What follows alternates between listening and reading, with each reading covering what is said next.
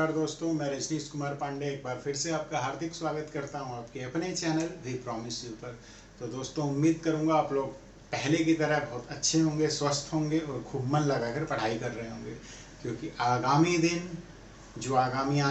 दिन है वो बहुत चैलेंजेस आने वाले हैं हम लोगों के एग्ज़ाम्स हैं। ठीक, उस एग्ज़ाम्स के लिए हम लोगों को अभी से प्रिपेयर होना होगा, क्लासेस को बहुत अच्छे से करना होगा। चलिए शुरुआत करते हैं। जैसा कि आपकी पॉलिटिकल साइंस की क्लासेस चल रही थी, उस सीरीज़ में हम लोग पिछली क्लास में हम लोगों ने जो भी संविधान सभा और जो उससे रिलेटेड जो भी इम्पोर्टेंट फैक्ट्स थे उसे कवर किया, समितियों को कवर किया। आज हम उसी के तहत उसी पॉइंट का एक और पॉइंट प्रारूप समिति पढ़ेंगे। उसके बाद हम लोग यहाँ पर जो भी भारतीय संविधान के जो स्रोत हैं, यानी कि कहाँ से, किस देश से हमने संविधान में क्या ग्रहण किया, उस सब चीज़ों को पढ़ेंगे। चलिए आज की क्लास शुरू करते हैं। तो दोस्तों, जैसा कि प्रारूप समिति, संविधान की जो समितियाँ थी उसमें जो 7 बड़ी समितियाँ थी उसमें एक बहुत बड़ी और बहुत महत्वपूर्ण समिति थी प्रारूप समिति, जिसे ड्राफ्टिंग कमेटी भी बोलते हैं, जिसका गठन 29 अगस्त 1947 को हुआ था। ठीक, इसका कार्य क्या था? संविधान सभा के कार्य ठीक से चल रहा है या नहीं चल रहा है, उसको ड्राफ्ट करना, ये ड्राफ्टिंग कमेटी का कार्य था। ठीक, तो इसके सदस्यों की संख्या 7 थी, जिसके में अध्यक्ष जो थे वो डॉक्टर भीमराव अंबेडकर जी ने प्रारूप समिति की अध्यक्षता की थी। ठीक, एक क्वेश्चन और आता है कि जो संविधान सभा में जो है डॉक्टर भीमराव अंबेडकर का निर्वाचन किस क्षेत्र से हुआ था? तो दोस्तों याद रखना है, कंफ्यूज नहीं होना है। बहुत से बच्चे मुंबई में कंफ्यूज होते हैं, ठीक है, और पश्चिम बंगाल में, तो इसका आंसर पश्चिम बंगाल है। ठीक, पश्चिम बंगाल से निर्वाचन हुआ था इनका। चलिए, दूसरे सदस्य थे इनके एन गोपालास्वामी आयंगर, तीसरे थे अल्लादी कृष्णा स्वामी अय्यर। ठीक, चौथे जो इनके सदस्य थे वो थे डॉक्टर के एम मुंशी, 5वें सदस्य इसके सैयद मोहम्मद सादुल्ला थे, और छठे सदस्य जो थे वो एन माधव राय थे। ठीक, ये इन्होंने जगह ली थी बी एल मित्रा की। बी एल मित्र ने स्वास्थ्य संबंधी कारणों से इस्तीफा दे दिया था, तो बी एल मित्र के स्थान पर एन माधव राव को इसमें सदस्य नामित किया गया। अगले सदस्य और 7वें सदस्य थे इसके टीटी कृष्णामाचारी। टीटी कृष्णामाचारी इसलिए हुए क्योंकि डीपी खेतान की जो वर्ष 1948 में मृत्यु हो गई और उनका स्थान रिक्त हो गया। उस स्थान को भरने के लिए टीटी कृष्णामाचारी को नियुक्त किया गया। ठीक है दोस्तों, अब हम पढ़ते हैं कि जो संविधान सभा के जो वाचन थे, यानी कि कितने वाचन हुए संविधान सभा में। तो संविधान सभा में टोटल 3 वाचन हुए। ठीक, प्रथम वाचन जो है उसका 4 नवंबर 1948 से 9 नवंबर 1948 तक हुआ। द्वितीय वाचन इसका 15 नवंबर 1948 से 17 अक्टूबर 1949 तक हुआ।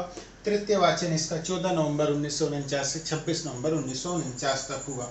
तो अगर हम इनका दिन कैलकुलेट करें तो लगभग प्रथम वाचन में 5 दिन और द्वितीय वाचन में लगभग 11 महीने और वहीं तृतीय वाचन में 12 दिन का समय लगा। तो क्वेश्चन आ सकता है कि सबसे कम समय किस वाचन में लगा संविधान सभा के? तो प्रथम में सबसे कम समय लगा और द्वितीय में सबसे अधिक समय लगभग 11 माह का लगा। ठीक, तो उम्मीद करूंगा आप लोगों को ये टॉपिक क्लियर हो गया होगा। ठीक, चलते हैं नेक्स्ट टॉपिक में, जो कि है हमारा भारतीय संविधान के स्रोत।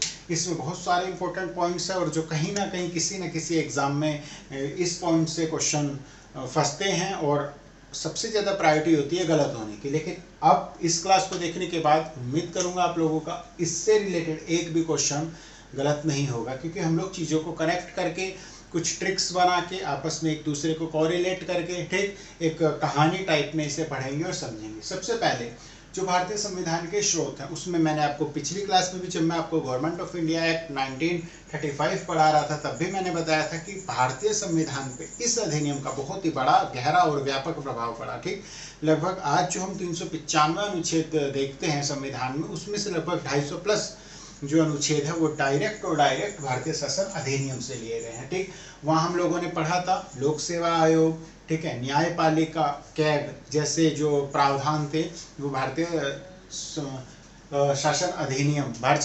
1935 से ही लिए गए थे। नेक्स्ट पढ़ते हैं ब्रिटेन से हमने क्या लिया। देखिए, ब्रिटेन ने लगभग भारत पर कई सौ वर्षों तक शासन किया। ठीक, तो हमने उनसे कुछ चीज़ें सीखी और अपने संविधान में ग्रहण किया, जैसे कि संसदीय शासन प्रणाली, संसदीय जो विशेषाधिकार हैं, जो रिट हैं और जो विधि का शासन, कैसे शासन होता है। ठीक, और एकल नागरिकता, सिंगल सिटीजनशिप, ठीक है। अब देखिए संसदीय शासन प्रणाली होगी तो मंत्रिमंडल भी होगा, और संसद कितने सदन होते हैं संसद में, तो 2 होते हैं, लोकसभा राज्यसभा। तो ऐसे याद रखेंगे कि संसद शब्द मोस्टली जहाँ होगा वो हमने ब्रिटेन से लिया। जैसे संसदीय शासन प्रणाली है, संसदीय विशेषाधिकार है, जब संसद होगी तो नागरिकता का भी प्रावधान होगा, रिट भी होगी, और संसद में क्या विधि का शासन होगा, ठीक। और जब संसद होगी तो मंत्रिमंडल अपने आप होगा, और जब मंत्रिमंडल होगा तो मंत्री किस में अपने विचार विमर्श करेंगे, तो उसके लिए सदन होगा, तो द्विसदन। तो ये सारी चीजें हमने ब्रिटेन के संविधान से ली।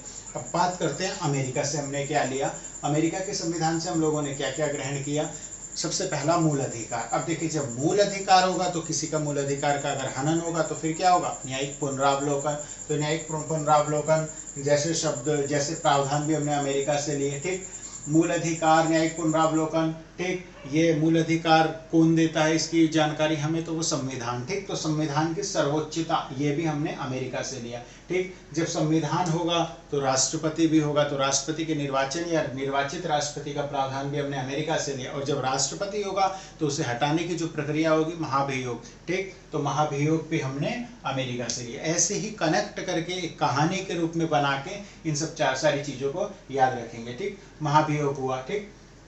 उसके अलावा उपराष्ट्रपति का पद भी हमने अमेरिका से लिया, और जो उद्देशिका का विचार था, जो प्रियम्बल था, उसका विचार भी हमने अमेरिका से लिया। अब बात करते हैं कनाडा से, ठीक। तो कनाडा से हमने क्या क्या लिया, कनाडा के संविधान से हमने क्या क्या लिया, तो संघात्मक व्यवस्था। और जब संघ होगा, ठीक, तो यानी कि राज्यपाल भी होगा, ठीक।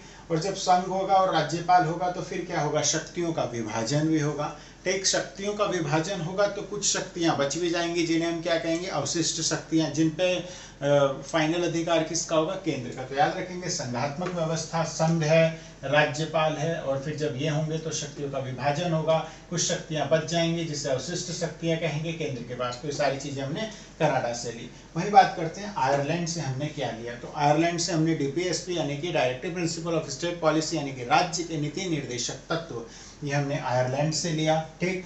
राज्यसभा में मनोनयन, जो सदस्य मनोनयन होते हैं, 12 सदस्य जो कला, विज्ञान, समाज सेवा, ठीक है, इन सब क्षेत्रों से जो मनोनयन होता है तो वो आयरलैंड के संविधान से लिया। वहीं दक्षिण अफ्रीका के संविधान से हमने क्या लिया, तो दोस्तों आप लोगों को याद होगा दक्षिण अफ्रीका गांधी जी गए थे, ठीक। और गांधी जी गए थे किसका केस लड़ने, वहां वकालत करने गए थे, और वहां वो दादा अब्दुल्ला, सेठ अब्दुल्ला का केस लड़ने गए थे, ठीक। तो उन्होंने कुछ ऐसा उसमें अमेंडमेंट, कुछ संशोधन किया कि सेठ अब्दुल्ला केस जीत गए। तो इस ट्रिक से हम लोग क्या याद रखेंगे, इस कहानी से हम लोग जो हमने बनाई है क्या याद रखेंगे कि दक्षिण अफ्रीका से हमने क्या लिया, संविधान संशोधन। वहीं फ्रांस से हमने क्या लिया, तो जो समानता, ठीक, स्वतंत्रता एवं गणतंत्र एवं बंधुत्व जैसे जो आदर्श हैं, क्या है आदर्श, समानता, स्वतंत्रता, गणतंत्र एवं बंधुत्व, ये हमने फ्रांस के संविधान से लिया, ठीक। ऑस्ट्रेलिया से हमने क्या लिया, ऐसे याद रखेंगे 2 से, ठीक, 2 से। इस पहले से का मतलब है समवर्ती सूची और दूसरे का मतलब है संयुक्त अधिवेशन यानी कि जॉइंट मीटिंग, ठीक। और वहीं उद्देशिका की भाषा हमने ऑस्ट्रेलिया से ली। याद रखिएगा उद्देशिका, ठीक, उद्देशिका का जो विचार है वो हमने अमेरिका से लिया, और उद्देशिका की जो भाषा है वो हमने ऑस्ट्रेलिया से लिया। बिल्कुल भी कंफ्यूज नहीं होना, सारी चीजें मैं क्लियर करता चल रहा हूँ, ठीक। जर्मनी से हमने क्या लिया, अब देखिए जर्मनी को कैसे याद रखेंगे, हिटलर कहाँ का था, वो जर्मनी का था। हिटलर से आप लोग याद रखते हैं तानाशाह, ठीक। तानाशाह से माइंड में आता है मतलब इमरजेंसी लगा दो, आपातकाल, ठीक। तो जर्मनी से हमने क्या लिया, आपात उपबंध के समय जो मूल अधिकार को जो स्थगित या इस तरीके से जो प्रावधान किया जाता है, तो जर्मनी से हम लोग याद रखेंगे, ठीक। आपात उपबंध के समय जो मूल अधिकार है वो हमने जर्मनी से ली। रूस से हमने क्या लिया, तो रूस से हमने मौलिक कर्तव्य यानी कि फंडामेंटल ड्यूटीज, ठीक, वो हमने रूस से ली। पंचवर्षीय योजनाएं जिसका स्थान नीति आयोग ने ले लिया, ठीक। तो पंचवर्षीय योजना जैसा प्रारूप भी हमने रूस से लिया था। वहीं प्रस्तावना में जो 3 तरीके के न्याय कहे गए हैं, राजनीतिक न्याय, आर्थिक न्याय और सामाजिक न्याय, ये तीनों न्याय हमने कहाँ से लिए हैं, रूस से। प्रस्तावना में जो न्याय है वो हमने रूस से लिए। वहीं जापान से हमने क्या लिया, तो दोस्तों जापान से हमने विधि द्वारा स्थापित प्रक्रिया, ठीक, ये हमने ये वाला कॉन्सेप्ट हमने जापान से लिया है। नेक्स्ट क्लास में देखिए बहुत ही मेजर अपने आप में टॉपिक है ये, विधि द्वारा स्थापित प्रक्रिया क्या होती है या विधि का शासन, ठीक, विधि का शासन क्या होता है, ये रहा जो हमने विधि का शासन जो हमने ब्रिटेन से लिया, और विधि द्वारा स्थापित प्रक्रिया जापान, ये दोनों अपने आप में बहुत प्रौढ़ और बहुत समझने वाले, गहराई से समझने वाले पॉइंट है, ठीक, जिसे मैं ट्रिक और कहानी के माध्यम से बहुत इजी वे में समझाऊंगा नेक्स्ट क्लास में। लेकिन अभी के लिए हम लोग याद रखेंगे कि विधि का शासन अगर पूछा जाए कि किस देश के संविधान से हमने लिया, तो हमने ब्रिटेन से लिया। वहीं विधि द्वारा स्थापित प्रक्रिया, ठीक, वो हमने जापान से ली। तो आज की क्लास में जो भी इंपॉर्टेंट फैक्ट्स बन सकते थे आज के टॉपिक से रिलेटेड, वो मैंने सभी को कवर करने की कोशिश की है।